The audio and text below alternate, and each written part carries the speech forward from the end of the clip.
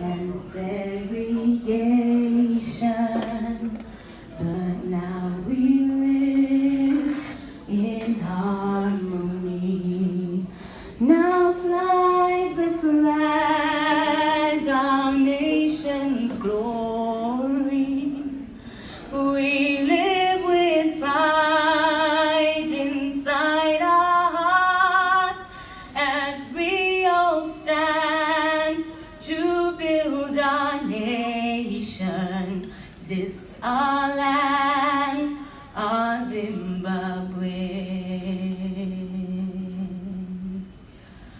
Though I may go to distant borders, my heart will yearn for this my home.